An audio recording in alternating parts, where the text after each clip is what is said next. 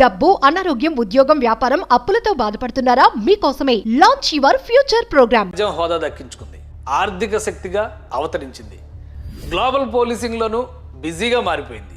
కానీ ఇప్పుడు be American, by American నినాదం కంటి మీద కునుకు లేకుండా చేస్తోంది. వలసదారులనే ముద్ర వేసి ఇమిగ్రెంట్స్పై కొరడా జలిపించేందుకు సిద్ధమవుతోంది. అంతా సవ్యంగా సాగుతున్న సమయంలో అమెరికా ఎందుకు H1B వీసాపై ఫోకస్ పెట్టింది? $1 బిలియన్ రేంజ్లో అమెరికన్ ఎకానమీకి కంట్రిబ్యూట్ చేస్తున్న వలసదారులపై ఎందుకు కఠినంగా వ్యవహరించాలనుకుంటుంది?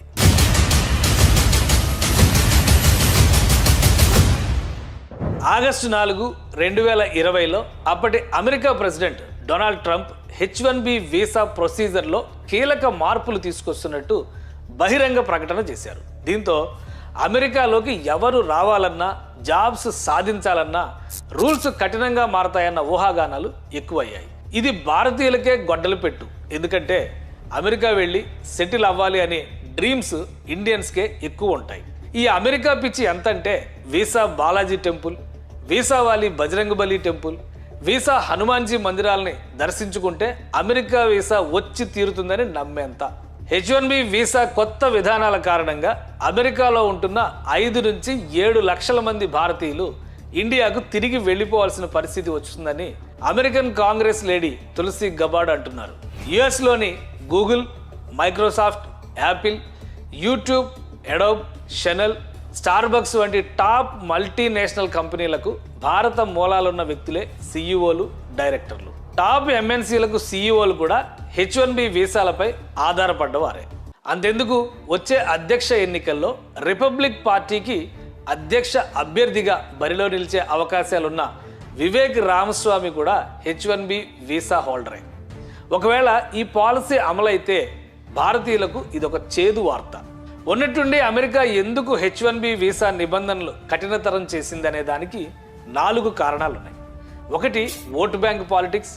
2, H1B వీసా అలాట్మెంట్లో మోసాలు.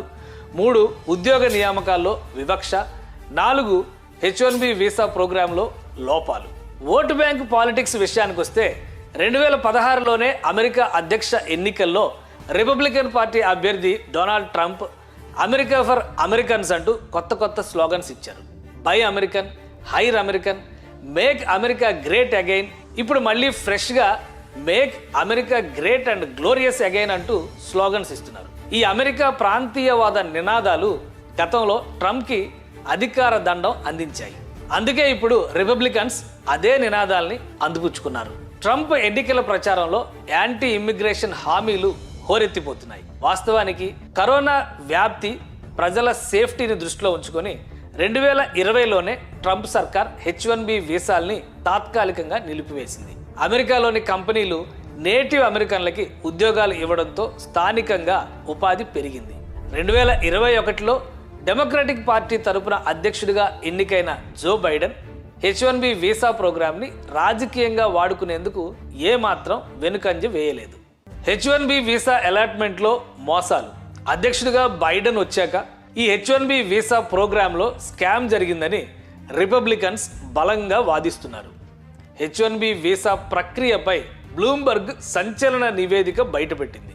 స్టాఫ్ అవుట్సోర్సింగ్ కంపెనీలు ఈ H1B వీసా ప్రాసెస్ని ఇల్లీగల్ రూట్లో వాడుతున్నాయని, ఫలితంగా రియల్ స్కిల్డ్ ఎలిజిబుల్ మ్యాన్ పవర్కి నష్టం జరుగుతుందని బ్లూంబర్గ్ పేర్కొంది. 2020 నుంచి 2023 డేటా ప్రకారం మల్టిపుల్ రిజిస్ట్రేషన్ ప్రాక్టీస్ ద్వారా H1B వీసా లాటరీ సిస్టమ్ని మిస్యూజ్ చేస్తున్నారని రిపబ్లికన్లు బలంగా చెబుతున్నారు. 2023లో 4,46,000 మంది అప్లై చేస్తే కేవలం 85,000 మందికి H1B వీసాలు వచ్చాయి. మల్టిపుల్ ఎంట్రీలతో అవుట్సోర్సింగ్ ఏజెన్సీలే ఈ దురాగతాలకు పాల్పడుతున్నాయని బ్లూంబర్గ్ పరిశోధన ఆరోపిస్తోంది. ఉద్యోగ నియామకాల్లో వివక్ష. H1B వీసా ప్రక్రియ కఠినతరం చేయడానికి వివక్షత స్వభావం కూడా ఓ కారణమే. గత దశాబ్దాలుగా అమెరికాలోని అనేక కంపెనీలు నేటివ్ అమెరికన్లని ఫైర్ చేసి H1B వీసాదారుల్ని ఉద్యోగాల్లో నియమించుకుంటున్నాయి. కారణం, లోకల్స్కి ఇచ్చే దానిలో 50% వేతనాలకే వలసదారుల్ని నియమించుకోవచ్చు. దీంతో అధిక లాభాలు గడించాయి అమెరికాలోని కంపెనీలు. ఇది లోకల్గా నిరుద్యోగ శాతం పెరగడానికి కారణం అవుతోందని నేటివ్ అమెరికన్లు నమ్ముతున్నారు. H1B వీసా ప్రోగ్రాంలో లోపాలు. H1B వీసా ప్రోగ్రాంలో చాలా లోపాలు ఉన్నాయని యుఎస్ హోమ్ల్యాండ్ సెక్యూరిటీ ప్రకటించింది.